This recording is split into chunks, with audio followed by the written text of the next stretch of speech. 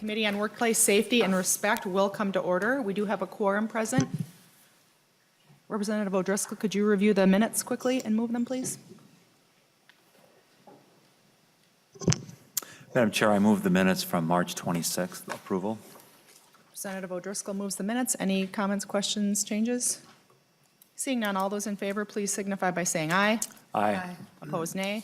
The minutes are approved.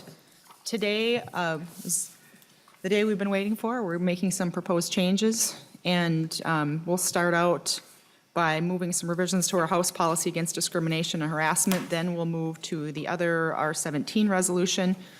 First, this morning, we'll be discussing and working on changes to the discrimination and harassment policy. So with that, I'll move that R16-2, the House policy against discrimination and harassment, be adopted. And we'll start with having Ben Weeks from House Research give a walkthrough of the changes to the policy. And members, you should have this in your packet as well to go through.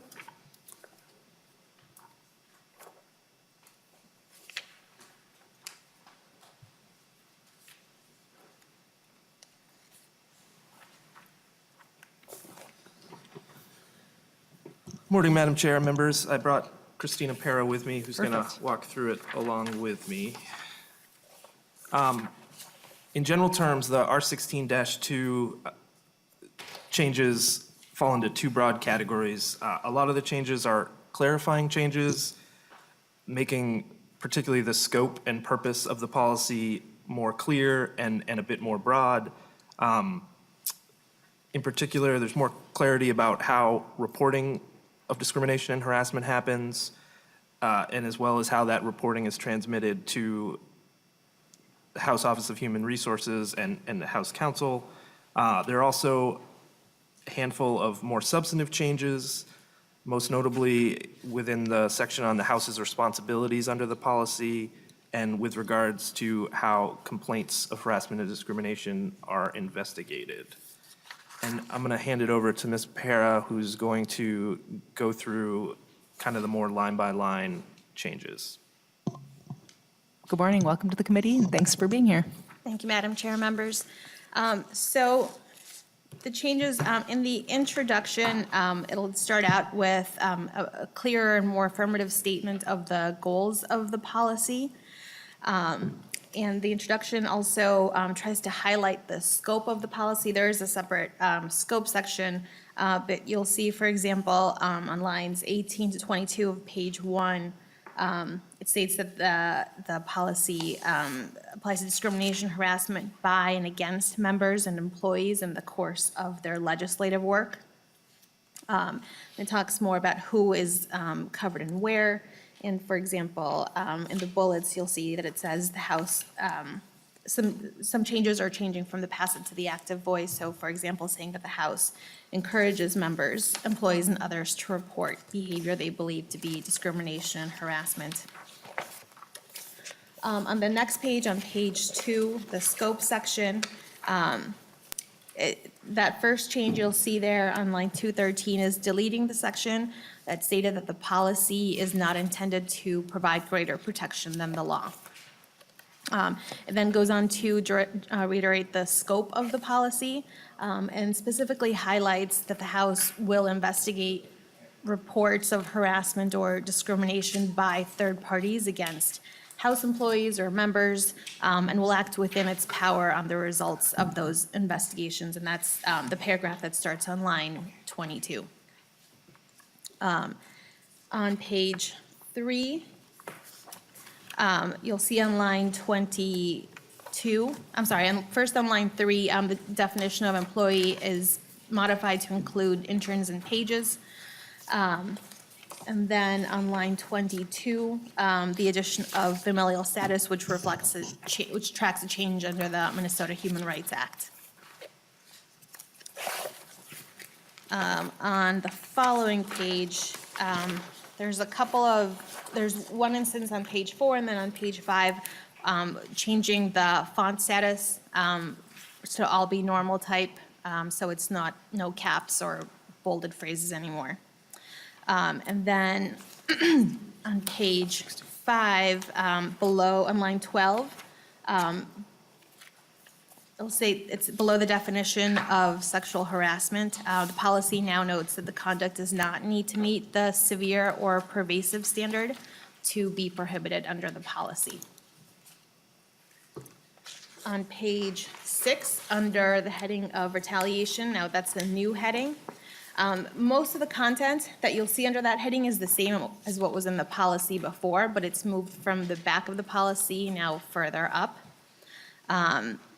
It's modified a little bit to make clear that the policy applies not only to people who report, to persons who report harassment or discrimination, but also, and you'll see that in the bullets, anybody who opposes discrimination or harassment, participates in an investigation, testifies in any proceeding relating to discrimination, harassment, or retaliation complaint, or associates with a person or group of persons who are disabled or different race, color, creed, religion, sexual orientation, or national origin.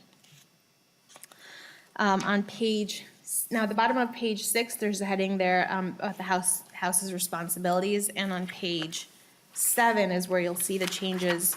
The policy requires the House of Representatives to make the policy readily accessible to members of the public and to post it, and as well as the list of supervisors and members to whom reports should be made, and specifically expands training requirements to non-supervisory staff and members. And that's on line 7. Under the supervisory responsibilities, it requires supervisors to engage in productive conversations about the policy and related processes. On page 8, under concern, report, or complaint, you'll see on line 10 that that heading was modified from being just a complaint to include concerns and reports.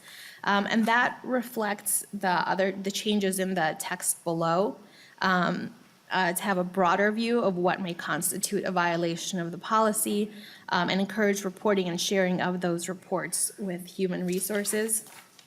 So for example, on line 27, it says that if a supervisor has any doubt about whether they received a report of harassment or discrimination, they can always contact Human Resources or House Employment Law Council to talk through the issue. On page 9, under investigation of the complaint, as Mr. Weeks was saying, this is some of the more substantive changes. And on line 22, it says the Director of Human Resources may hire investigators to investigate a potential violation of the policy in consultation with House Counsel. And that when there is an outside investigation, House Counsel will, where appropriate, prepare a memorandum with recommendations about policy and practice. And then on line 27, the results of the investigation involving a policy violations against a member must be reported to both the Speaker and the Minority Leader, while requirements of discretion and confidentiality continue to apply. On page 10, on line 4, clarifies that ongoing issues can be brought to the attention of any supervisor, the Speaker, Majority Leader, Minority Leader, HR Director, or Employment Law Council. And then lines 9 and 10 deletes language that previously said that other options may be used instead of the procedures under the policy to encourage reporting. Madam Chair, those are all the changes to the policy, unless you have any questions. Senator Freiberg. Thank you, Madam Chair. Just a question for, I don't know if this is better for you or for House Counsel. This is, these are changes to the policy against discrimination and harassment, so I assume that's an internal policy to the House of Representatives. On line 5.11, you know, the 2 lines immediately, the 3 lines immediately starting there, it's a change to the Minnesota statutes, and I think, you know, I think that's a good change. I guess I don't quite understand how they go together. You know, I understand we're updating our internal policies, but then if we were to adopt this, I mean, it's not a bill. I guess I just don't understand quite how changes to state statutes fit in with our internal policy. Thank you. I'll turn that over to Mr. Weeks. Madam Chair, Representative Freiberg, so what that actually is on 5.12, if you'll see, starting on page 4.27, it's actually the definition from the Minnesota Human Rights Act of sexual harassment is just in our policy as a way of helping to define what it is under the law. And that there on 5.11 is just meant to be the citation to the Minnesota Human Rights Act. And then the change on 5.12 and 5.13 is just to make clear, for the purposes of the policy itself, that conduct need not be severe or pervasive or meet that court standard for hostile work environment in order to constitute a violation under the policy. So it's meant to make clear that that standard that applies under the Minnesota Human Rights Act, that higher standard doesn't apply under the policy, but not necessarily it's not in itself a change in the law. Representative Freiberg. Okay, so just to be clear, if we wanted to change that portion of the law, there would need to be a separate bill. Correct. Correct. Thank you. And Representative Freiberg, and there will be one introduced today. I've heard That does about. just that. Yes, I've heard about that. Thank you. Are there any other questions about this policy? Representative Schultz. Thank you, Madam Chair. I think were we advised to, on line 3.25, to include gender identity as well as sexual orientation? Which line? 3.25, page 3, 3.25. Mr. Weeks. Madam Chair, Representative Schultz, it's a fair point. Under the Minnesota Human Rights Act, gender identity is included within the definition of sexual orientation, but it could be included expressly in there as well. Representative Schultz. Madam Chair, I'm wondering on page 7, line 7.27 to 28, if we should be more specific and say participate in mandatory training, and then for new members at orientation and for current members annually or every 2 years, or do we want language like that? Representative Schultz, after we're done with this one, we're going to get into the other one where we're suggesting that our staff come up with a proposal for training over during the interim, and we'll get into more of that later. But so the point is to not necessarily prescribe that part today, but to have them come back and look at what others, outside groups are doing, and come back with a recommendation for us. So I'm a little putting the cart in front of the horse a little bit, but we'll talk about that more in the other thing we're doing today. Are there any other questions? Okay, just process-wise, so after we vote on this today, if it passes, it will go in front of the Rules Committee on Wednesday. So seeing no further discussion, I'll renew my motion that R16-2 be adopted All those in favor? Oh, Representative Portman. Thank you, Madam Chair. Is the subcommittee able to move things? My understanding under the House rules is that we don't have the authority to take action. Representative Portman, this will have to go to the full Rules Committee, and that committee will have to take action. This is just getting it to the Rules Committee. I understand that, Representative Pepin, but I think that we don't even have the ability to do that. I'm not sure under the House rules if that's the case or not. Oh, well, I can bring Mr. McCormick up to answer that question.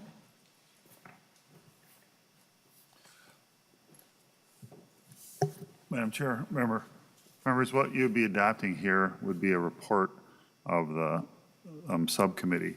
And the report then would arrive on the desk of the Rules Committee as a report of the subcommittee, which then the Rules Committee would adopt and make its own policy. So basically, think of this as a recommendation of this subcommittee to the Rules Committee. And therefore, after you're done today, this will not be in effect for the House. That would happen on Wednesday. Okay. Thank you for the clarifying information.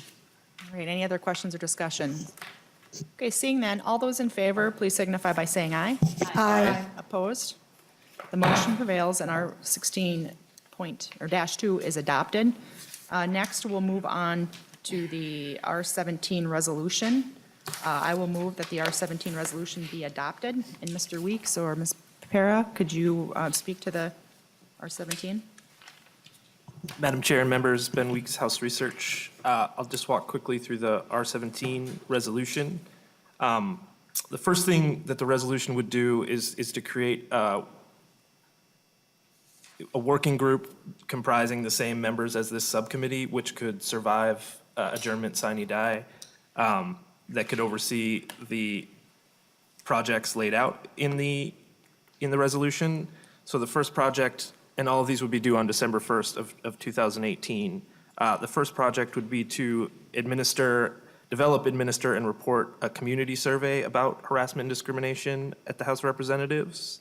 And then also, there would be a dedicated phone and email reporting system set up and monitored by House staff, and that would be something akin to a hotline. Third project would be the publication of a dedicated web page for harassment and discrimination issues, and the idea is that would have the policy readily available, as well as a list of supervisors to whom reports could be made. Also, it would have the phone number and email for the dedicated phone line reporting, and it would be, an easily findable and clickable link from the House's webpage. Training, the House staff would work with the task force to come up with a training schedule for all House members and staff, when the trainings would occur, who gets what type of training. And the resolution specifically requires that they include trainings on unconscious bias, respect in the workplace, as well as harassment and discrimination training that's focused on bystander action, bystander intervention. And then finally, the task force will review, if adopted, the changes to the House policy against discrimination and harassment, just to assure that they're working well, and if there are any tweaks or changes that the task force thinks are required, to make those, or rather recommend those to the 2019 House. Thank you. Members, any questions or discussion? Representative Fortman. Thank you, Madam Chair. Just a request for as much advance notice as possible, or maybe even working with the minority and all the members on scheduling, since in the off-season, we don't have predictable schedules, and I think people will want to be present for the meetings. Absolutely, Representative Portman, and I don't perceive that we'll need to have a lot of meetings, but we definitely will have to have at least one to deal with what we've asked them to come back with by December 1st, so that we'll be all set next session with the training schedule and whatnot, so that we'll be sure to work with you to make sure that we have any, plenty of advance notice. Any other discussion or questions? Okay, seeing no further discussion, I'll renew my motion that the R-17 resolution on workplace safety and respect be adopted. All those, Representative Hortman? Same question. This is just a recommendation to the Correct. Rules Committee. We can't actually adopt it. So the motion is for the subcommittee to recommend to the Rules Committee that we adopt the R-17. I guess technically that's correct? Yes. All those in favor, please signify by saying aye. Aye. Opposed, nay. Okay, resolution's approved. Members, it's my intent to make this the last meeting of the subcommittee. But I want to thank all of those who've been involved, all the employment law attorneys that have been here, the experts on the area, and especially, and the testifiers, but especially to our staff who have worked on it, including Ben Weeks, Christina Para, Mary Mullen, Pat McCormick, and Kelly Knight. They've put hours and hours and hours, as well as my staff, Megan Rice and Kelly Hansen and Janelle Bolka. They put in tons of hours, so I want to thank them for all that. And so with that, my intention is to be done, I think, for the session, and then, of course, this will adjourn, sine die, and then the task force will take effect, and we're all members of the task force. So any other questions or business? All right, thank you. Meeting is adjourned.